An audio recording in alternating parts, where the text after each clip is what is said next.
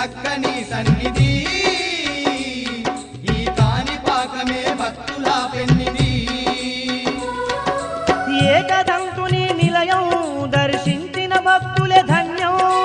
ఏకదంతుని నిలయం దర్శించిన భక్తుల ధన్యం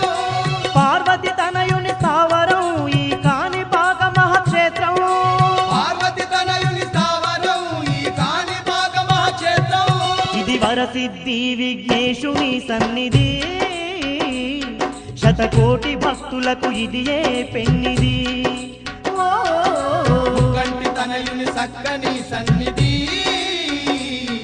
ఈ కాణిపాకమే భక్తుల పెన్నిధి